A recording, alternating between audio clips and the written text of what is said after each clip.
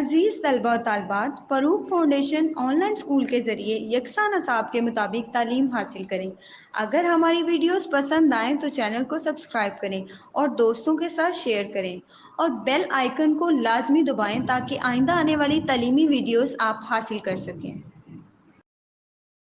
अस्सलाम वालेकुम बच्चों, उम्मीद है आप सब खैरियत से होंगे। बच्चों, ऑनलाइन स्कूल से आप मुकम्मल तालीम हासिल करके बोर्ड का इम्तहान बराए जमात नहम और दहम बेहतर तौर पर पास कर सकते हैं।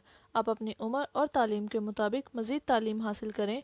वालिदैन से फ़ोन या कंप्यूटर पर हमारी वीडियोस के ज़रिए तालीम हासिल करने की दरख्वास्त करें। रोज़ाना 1 से 2 घंटे ऑनलाइन पढ़ाई करें और जब आप स्कूल जाएंगे तो आपको मज़ीद किसी मदद की ज़रूरत नहीं होगी। इस तरह पढ़ाई करके अपना वक्त और वालिदैन के अखराजात में बचत कर सकते हैं। ऑनलाइन स्कूल की कोई फ़ीस नहीं है, आप जूम पर भी क्लासेस का फ़ायदा उठा सकेंगे। हर मजमून की मुकम्मल तालीमी वीडियोस मौजूद हैं। अस्सलाम वालेकुम स्टूडेंट्स। आज का हमारा टॉपिक है application of knowledge about semi permeable membranes. लेकिन इस टॉपिक को पढ़ने से पहले हम लोग रिवाइज़ कर लेते हैं कि हमने इससे प्रीवियस लेक्चर में क्या कुछ पढ़ा था। प्रीवियस लेक्चर में हम लोगों ने वाटर बैलेंस प्रॉब्लम्स के बारे में पढ़ा था, जिसके अंदर हम लोगों ने एनिमल सेल और प्लांट सेल्स के बारे में पढ़ा था, टर्जिडिटी के बारे में पढ़ा था, प्लाज्मोलाइसिस के बारे में पढ़ा था, एनिमल सेल्स की कंडीशंस के बारे में पढ़ा था, हाइपोटोनिक, आइसोटोनिक और हाइपरटोनिक सॉल्यूशंस के बारे में कि जब वाटर जो है सेल के अंदर एंटर होता है तो हमारे पास कौन सी सिचुएशन होती है, और जब वाटर सेल से रिमूव हो जाता है तो हमारे पास कौन सी कंडीशन होती है। ये हमने विद डायग्राम एनिमल सेल और प्लांट सेल दोनों में पढ़ा था। एनिमल सेल में हम लोगों ने पढ़ा कि जब वाटर हमारे पास जब सेल के अंदर एंटर होता है तो सेल हमारे पास क्या हो जाता है, एनिमल सेल रप्चर्ड हो जाता है, फट जाता है। किसकी वजह से? क्योंकि पानी की मिकदार बहुत ज़्यादा सेल के अंदर एंटर होती है, जिसकी वजह से सेल जो है वो गुब्बारे की तरह फट जाता है। देन हम लोगों ने देखा आइसोटोनिक सोल्यूशन में। आइसोटोनिक सोल्यूशन में क्या होता है कि अगर वाटर एंटर हो रहा है और साथ साथ रिमूव भी हो रहा है तो ये कंडीशन हमारे पास नॉर्मल कंडीशन रहती है। मीन्स के सेल की शेप पे कोई असर नहीं पड़ता, क्योंकि जितना पानी दाखिल हो रहा है उतना ही क्या है, साथ साथ रिमूव भी हो रहा है। साथ हमारे पास है नेक्स्ट कंडीशन है हाइपरटोनिक सॉल्यूशन। हाइपरटोनिक सॉल्यूशन में क्या होता है कि जब पानी बहुत ज़्यादा निकल जाता है उसके अंदर से, सेल के अंदर से, तो क्या होता है, सेल श्रिंक हो जाता है, सेल सिकुड़ जाता है। जिस तरह के एक बलून होता है, जब हम उसके अंदर पानी बहुत ज़्यादा भर देते हैं, ओवरफिल उसको करते हैं तो वो फट जाता है, और जब उसमें से सारा वाटर जो है निकाल देते हैं तो वो श्रिंक हो जाता है। ठीक है, सेम एग्जांपल जो है हमारे पास ये एनिमल सेल की है। इन प्लांट सेल जब वाटर जो है हमारे पास एंटर होता है, जब वाटर एंटर होता है तो हमारे पास जो कंडीशन होती है वो होती है टर्जिड, और जब वाटर एंटर भी हो रहा हो साथ साथ रिमूव भी हो रहा हो, मींस के दोनों कंडीशन हो उसके अंदर, तो हमारे पास प्लांट सेल में जो कंडीशन होती है वो होती है फ्लैसिड। प्लांट सेल जो है वो क्या हो जाता है, फ्लैसिड हो जाता है। और जब वाटर सिर्फ एंटर ना हो रहा हो बल्कि सिर्फ रिलीज हो रहा हो सेल से, तो हमारे पास क्या होता है, सेल श्रिंक हो जाता है, जिसको हम लोग क्या बोलते हैं, प्लाज्मोलाइज्ड सेल बोलते हैं, और उस पूरे प्रोसेस को प्लाज्मोलाइसिस बोलते हैं। नेक्स्ट हम लोगों ने ऑस्मोसिस और गार्ड सेल्स के बारे में पढ़ा था कि डे टाइम में क्या होता है, हमारे पास स्टोमेटा ओपन हो जाता है, ठीक है, और नाइट टाइम में क्या होता है कि सोल्यूट की कंसंट्रेशन हमारे पास कम होती है गार्ड सेल्स में, तो वो क्या हो जाते हैं, फ्लैसिड हो जाते हैं, और गार्ड सेल्स जो है हमारे पास क्या हो जाते हैं, क्लोज हो जाते हैं, बंद हो जाते हैं। During day time guard cells are making glucose. दिन के टाइम पे क्या होता है, गार्ड सेल्स जो है वो ग्लूकोज बना रहे होते हैं, और उनके अंदर हाइपरटोनिक जो है, हायर कंसंट्रेशन ग्लूकोज की सिचुएशन जो है वो पाई जाती है, जिसकी वजह से वो क्या होते हैं, ओपन रहते हैं। Water enters them from other sales and they swell. Water जो है उनके अंदर एंटर होते हैं और वो क्या हो जाते हैं, स्वेल हो जाते हैं। सेम इसी तरह रात के टाइम पे क्या होता है कि उसके अंदर सोल्यूट की कंसनट्रेशन क्या हो जाती है, कम हो जाती है। जैसे कि दिन के टाइम पे ग्लूकोज की कंसनट्रेशन ज़्यादा होती है और वो हाइपरटोनिक होते हैं। नाइट टाइम में क्या होता है कि सोल्यूट की कंसंट्रेशन कम होती है और वो हाइपोटोनिक होते हैं, और वो क्या हो जाते हैं, क्लोज हो जाते हैं। सो आज का हमारा टॉपिक है application of knowledge about semi permeable membrane. Semi permeable membrane के बारे में नॉलेज, ठीक है। जैसे कि हम लोगों को पता है कि सेमी परमेएबल ऐसी मेम्ब्रेन होती है जो अपने अंदर से कुछ सब्सटेंसेस को पास करवा देती है और कुछ को पास नहीं होने देती। मीन्स के कुछ उसके अंदर से गुजर जाते हैं और कुछ जो है वो गुजरने नहीं देती, वो आउटसाइड ही रहते हैं सेल के। The knowledge about semi-permeable membrane is applied for various purposes. Semi-permeable जो membrane है वो बहुत सारे purpose के लिए use होती है, हम लोग उसको देखते हैं. We know that semi-permeable membrane is capable of separating substances. हम लोग ये जानते हैं, ये हमें पता है कि ये जो semi-permeable membrane है ये capable है, means कि इस काबिल है कि वो क्या कर सके, separate कर सके किस चीज़ को, substances को. यहाँ से हम लोगों से question पूछा जा सकता है कि what is the function of semi-permeable membrane. यहाँ पे मैंने क्वेश्चन लिख दिया है, what is the function of semi permeable membrane. ये वाला ये क्वेश्चन आप लोगों से पूछा जा सकता है कि सेमी परमेएबल मेम्ब्रेन का क्या फंक्शन है. तो सेमी परमेएबल मेम्ब्रेन जो है वो कैपेबल होती है सब्सटेंसेस को सेपरेट करने के लिए. देन हम लोग आगे देखते हैं कि artificially synthesise semi permeable membrane are used for the separation of bacteria from viruses.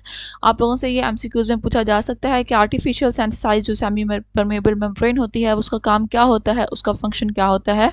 तो उसका क्या फंक्शन होता है कि वो सेपरेट करता है बैक्टीरिया को फ्रॉम वायरसेस से. ये किसका काम है हमारे पास, आर्टिफिशियल सेमी परमेएबल मेम्ब्रेन का. इसकी वजह क्या है, because bacteria can not cross a semi permeable membrane. क्योंकि बैक्टीरिया जो है वो सेमी परमेएबल मेम्ब्रेन को क्रॉस नहीं कर सकते हैं और वायरस जो है वो कर लेते हैं. तो बैक्टीरिया जो है वो वायरस से क्या हो जाता है, सेपरेट हो जाते हैं. और ये सेपरेशन किसके थ्रू होती है, artificially synthesised semi permeable membrane के थ्रू.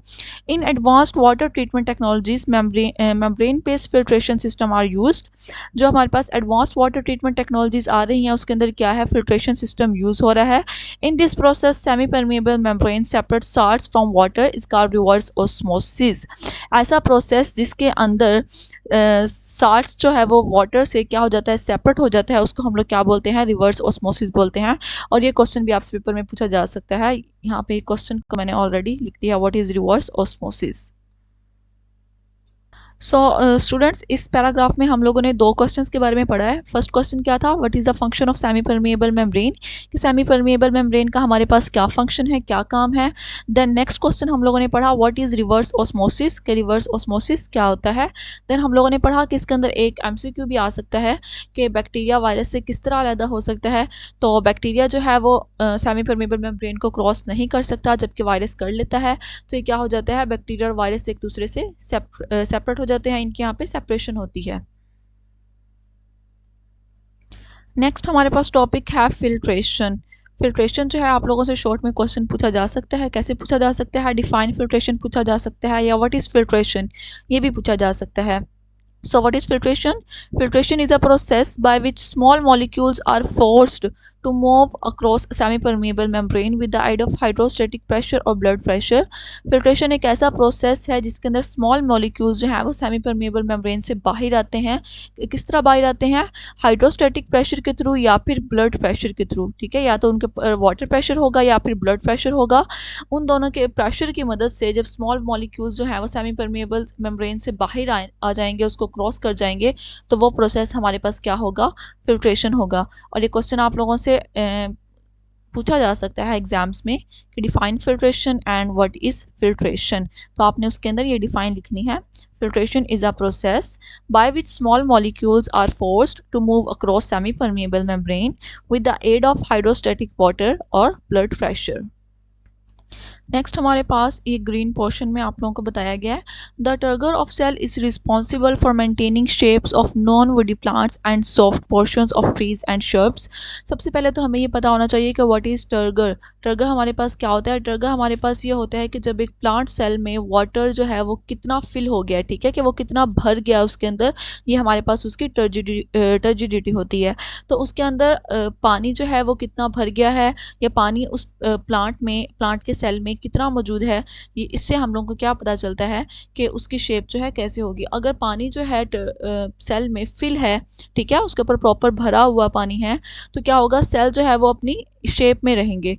और अगर उनमें से वाटर जो है वो रिलीज़ हो गया है, वाटर जो है उसमें से निकल गया है, तो क्या होगा, पौधे जो हैं वो क्या हो जाएंगे, मुरझा जाएंगे. So students, this is a diagram. यहाँ पे आप लोगों को देखें कि यहाँ पे टर्जिड है, प्लांट जो है टर्जिड है सेल इसका. तो हमारे पास जो प्लांट है वो क्या है, बिल्कुल ठीक है, उसके पत्ते जो हैं वो बिल्कुल ठीक हैं. और जैसे ही हमारे पास सेल जो है वो फ्लैसिड हो चुका है, मीन्स कि उसमें से वाटर जो है वो रिमूव हो चुका है, तो देखिए आप लोगों को प्लांट जो है वो क्या हो रहा है, सारा मुरझाया हुआ नज़र आ रहा है. इसके पत्ते जो हैं वो सारे क्या हो चुके हैं, मुरझा चुके हैं. तो सेम यही कॉन्सेप्ट है टर्जिड का, कि जब सेल के अंदर पानी भरा रहता है तो वो क्या होता है, टर्जिड होता है, और जब उसके अंदर से सेल के अंदर से पानी जो है वो निकल जाता है तो वो हमारे पास फ्लैसिड हो जाता है। और इस प्लांट की सेल की जो टर्जिडिटी है उसी पे डिपेंड करता है कि हमारे पास प्लांट की शेप जो है वो कैसी रहेगी।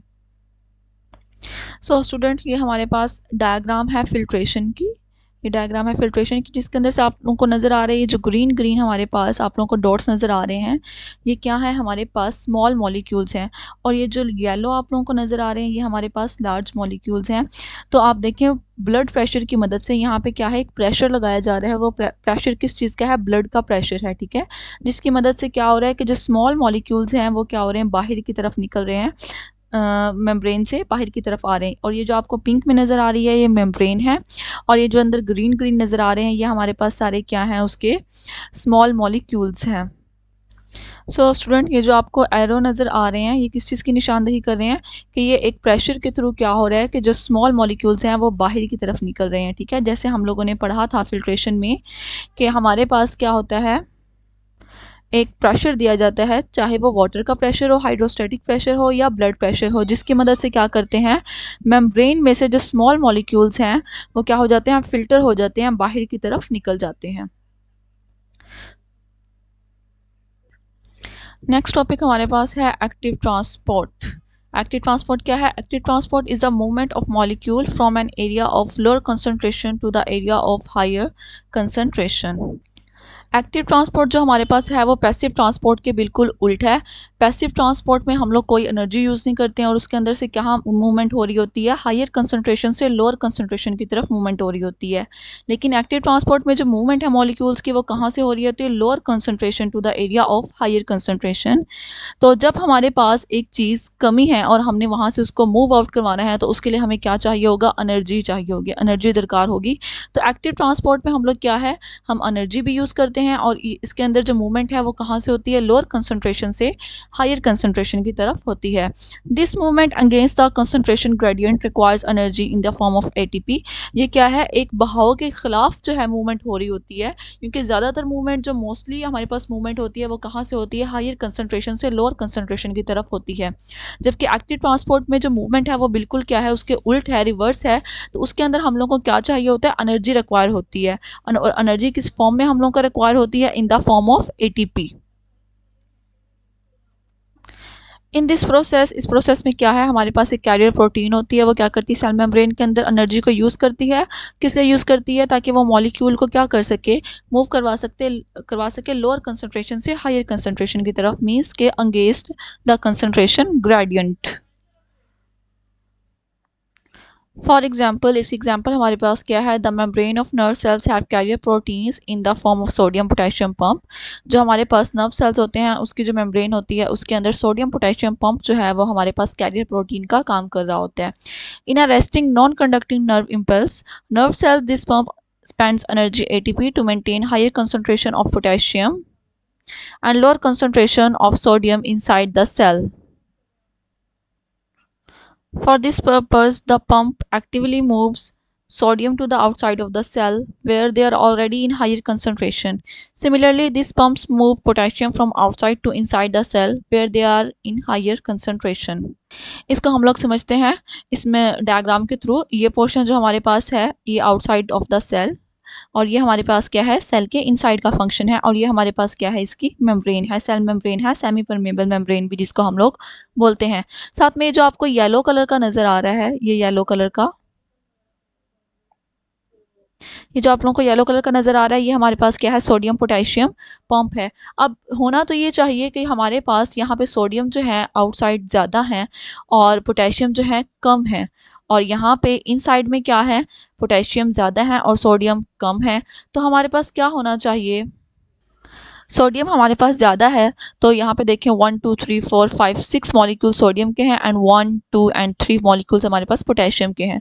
तो सोडियम के मॉलिक्यूल्स हमारे पास ज़्यादा हैं, तो सोडियम की कंसंट्रेशन जो है वो मूव करनी चाहिए कहाँ पे, इनसाइड द सेल, सेल के अंदर की तरफ।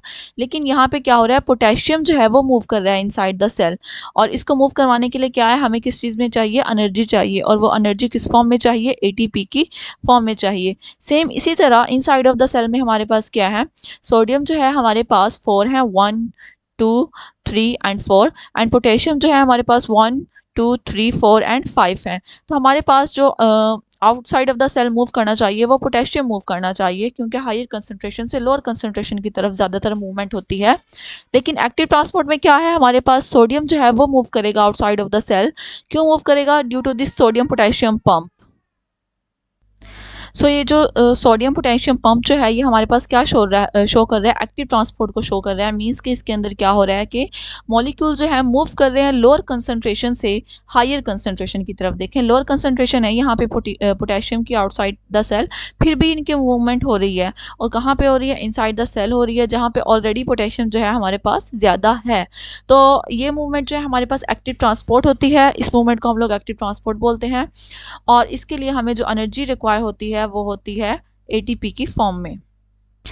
नेक्स्ट हमारे पास जो है वो है एंडोसाइटोसिस। ठीक है, एंडोसाइटोसिस हमारे पास क्या है?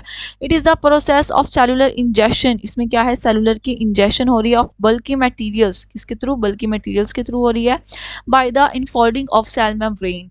ठीक है, किसके थ्रू हो रही है? सेल मेम्ब्रेन में क्या हो रहा है कि सेलुलर इंजेक्शन हो रही है। किसके थ्रू? बल्की मटेरियल्स के थ्रू हो रही है। इंजेक्शन का मतलब हमारे पास क्या होता है कि कोई चीज़ जो है सेल के अंदर क्या हो रही है? इन हो रही है। ठीक है, अंदर की तरफ आ रही है। तो सेल में क्या हो रही है? इंजेक्शन हो रही है बल्कि मटेरियल्स की इंजेक्शन हो रही है। और किसके थ्रू हो रही है? सेल मेम्ब्रेन के थ्रू हो रही है। हमारे पास यहाँ पे लिखा हुआ है, देखें कि सेल मेम्ब्रेन के थ्रू हो रही है by the infolding of cell membrane. अब हम इसका स्ट्रक्चर देख लेते हैं कि एंडोसाइटोसिस का स्ट्रक्चर हमारे पास कैसा दिखता है। सो ये हमारे पास स्टूडेंट्स डायग्राम है एंडोसाइटोसिस की। ये हमारे पास एंडोसाइटोसिस की डायग्राम है। इसके अंदर जो आप लोगों को ये रेड रेड नज़र आ रहे हैं ये हमारे पास क्या है? बल्कि मटेरियल्स हैं। और यहाँ पे ये जो आप लोगों को मूव हो गई है सेल मेम्ब्रेन, या क्या है कि सेल मेम्ब्रेन इनफोल्ड हो गई है। मींस कि अंदर की तरफ हो गई है। क्यों अंदर की तरफ हो गई है?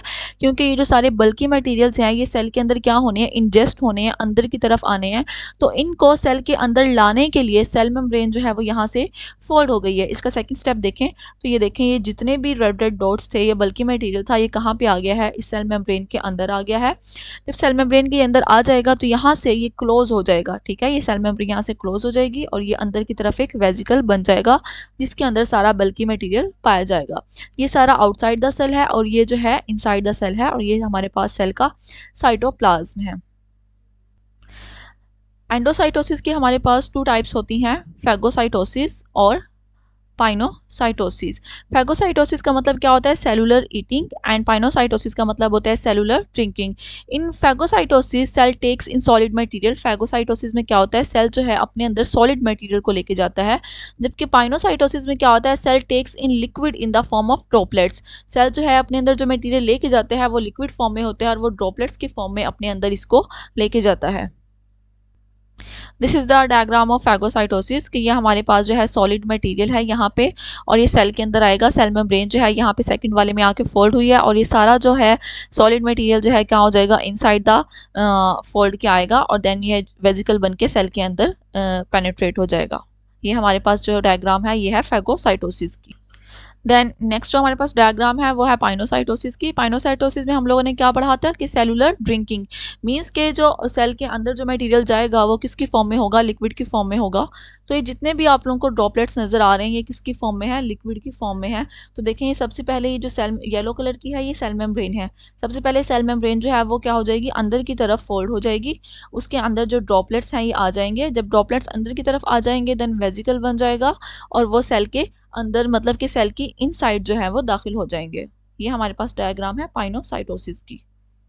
सो स्टूडेंट इस पैराग्राफ में हमसे क्वेश्चन पूछा जा सकता है कि व्हाट इज़ एंडोसाइटोसिस। कि एंडोसाइटोसिस हमारे पास क्या है? It is a process of cellular injection of bulky materials by the infolding of cell membranes. Then हमारे पास क्वेश्चन पूछा जा सकता है what is the difference between phagocytosis and pinocytosis. कि फैगोसाइटोसिस और पाइनोसाइटोसिस में हमारे पास क्या डिफरेंस है। तो आप जो है लाइन लगा के और लिखेंगे, एक तरफ लिखेंगे फैगोसाइटोसिस और अगली तरफ लिखेंगे पाइनोसाइटोसिस। इस तरह आप लाइन लगाएंगे, एक तरफ लिखेंगे फैगोसाइटोसिस और दूसरी तरफ लिखेंगे पाइनोसाइटोसिस।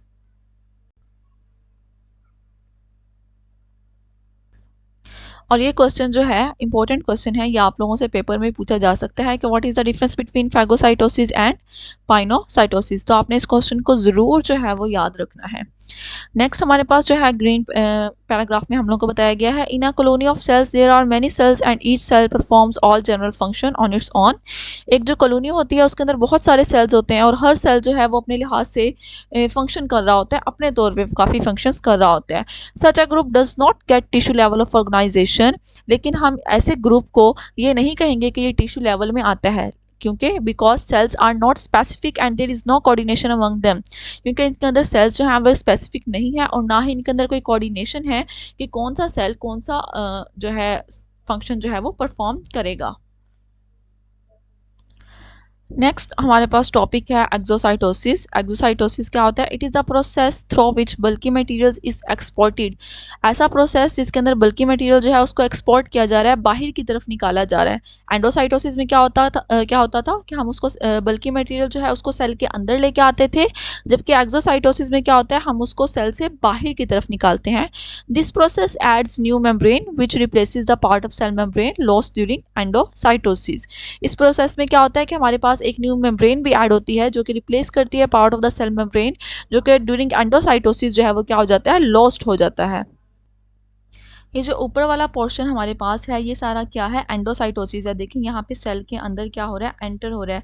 ये बल्की मटेरियल है जो आप लोगों को ब्लू कलर में नज़र आ रहा है, और ये जो है सेल मेम्ब्रेन है। और बल्की मटेरियल क्या है, यहाँ से सेल मेम्ब्रेन फोल्ड हुई है और बल्की मटेरियल क्या है, अंदर आ रहा है। ठीक है, उसके बाद क्या होता है कि इसके ऊपर मेम्ब्रेन आ जाती है, इन्वेजिनेशन होती है मेम्ब्रेन की, और उसके बाद क्या है, ये सेल के अंदर दाखिल हो जाता है। सो ये हमारे पास प्रोसेस यहाँ पे होता है एंडोसाइटोसिस का। ठीक है, कौन सा प्रोसेस ये हमारे पास होता है, यहाँ पे एंडोसाइटोसिस का प्रोसेस होता है। मीन्स के इसके अंदर बल्की मटेरियल सेल के अंदर दाखिल होते हैं। और जो ये वाला पोर्शन है, लास्ट वाला पोर्शन जो हमारे पास है, ये पोर्शन जो हमारे पास है ये है एक्सोसाइटोसिस का। एक्सोसाइटोसिस का ये कैसे हमारे पास पोर्शन है, क्योंकि इसके अंदर अगर आप देखें तो एक्सक्रीशन हो रही है। किसकी एक्सक्रीशन हो रही है कि जो बल्की मटेरियल जो सेल के अंदर मौजूद था उसमें क्या हुआ है, यहाँ पे एक मेम्ब्रेन जो है उसके ऊपर आ गई है, और आहिस्ता आहिस्ता ये क्या होगा, यहाँ सेल से आउट हो जाएगा, मीन्स कि एक्सक्रीट हो जाएगा, बल्कि मटेरियल सेल से बाहर निकल जाएगा।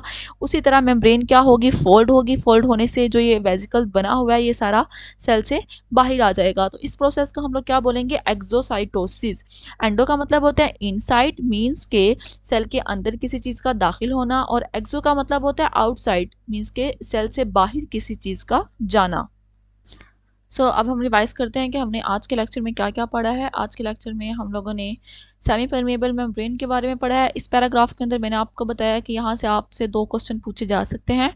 सबसे पहले आपसे डिफाइन पूछी जा सकती है कि व्हाट इज़ रिवर्स ऑस्मोसिस, हमारे पास रिवर्स ऑस्मोसिस क्या है। देन आपसे पूछा जा सकता है कि सेमी परमेबल का फंक्शन क्या है, कि सेमी परमेबल मेम्ब्रेन जो है वो किस काम आती है।